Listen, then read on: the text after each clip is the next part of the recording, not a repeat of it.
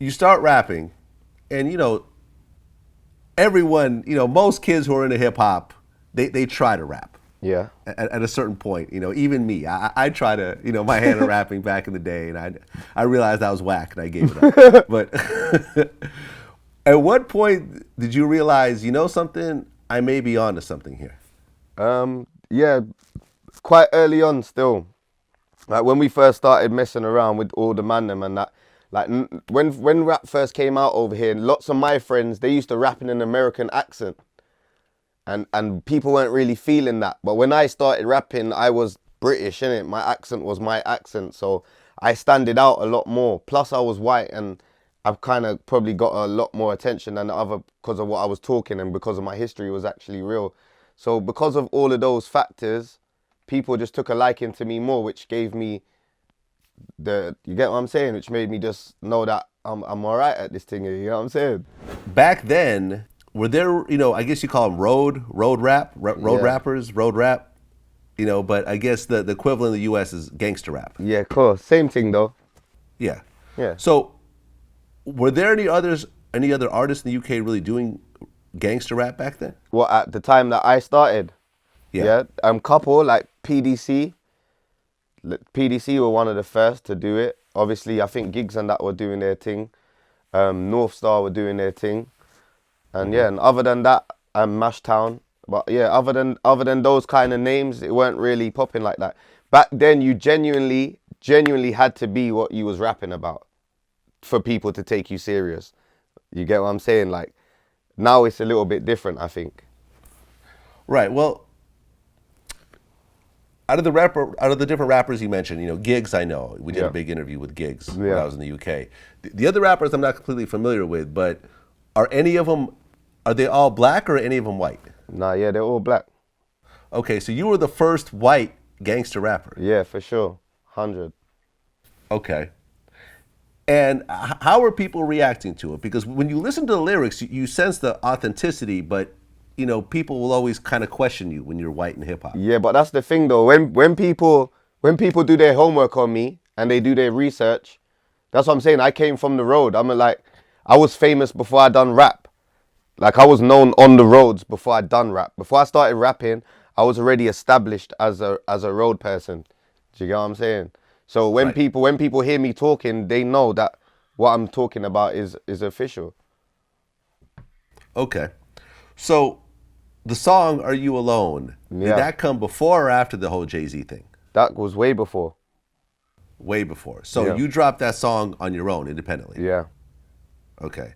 And did the video and everything also? yeah. Of course. Okay. So that song, from what I understand, there's a whole bunch of truth behind that song. Yeah, for sure. Okay. So what's the story behind "Are You Alone"? Basically, Are You Alone was just about one of my OGs that he kind of raised man. He was actually super on stuff, a very well known person on the road as well.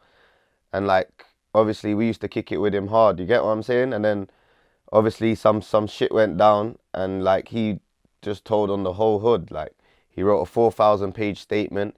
He was like one of the first black on black super grasses ever. It was all established on the newspapers and all of that kind of stuff. And obviously, that's where that song came from. Okay. So what did you say? Black on black supergrass? Yeah, obviously there's a lot of black on black crime out here, innit? So he was like one of the first from that kind of whatever you want to call it. He was one of the first to go all out on the snitching thing. So he wrote 4,000 pages. 4,000 page statement, bro. It's bigger than the yellow pages. So he basically told on everyone he ever met. More or less, yeah. And how many people ended up going to jail over that? A good couple of people going to jail. I got brethrens in there right now because of him.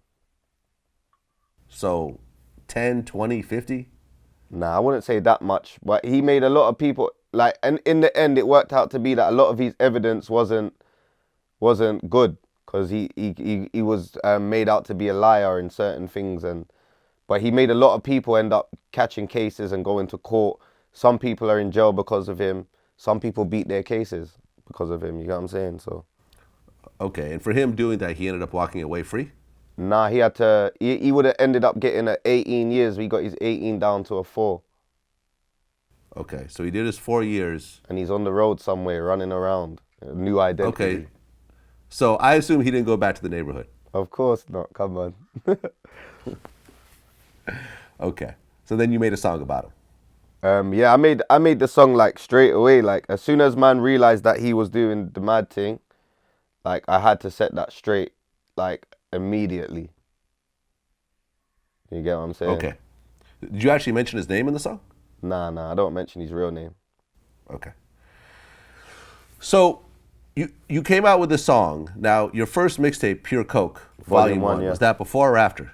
That was around. The mixtape come out just after the song. Okay. And that mixtape ended up selling 10,000 copies. Yeah. And you just put that out yourself? Yeah. We pressed up the CDs ourselves, and we done all of that ourselves and shot them. Yeah. Okay. Once you came out and you started seeing the response to this first mixtape and the song, like what started to change? Everything. Literally, like once Pure Coke Volume 1 come out, it was like I was officially like a UK rapper. Like, do you get what I'm saying? Like, officially, like the whole of England was bumping me at a stage. There's no doubt about it. Even Canada been fucking with me hard from the beginning, bro.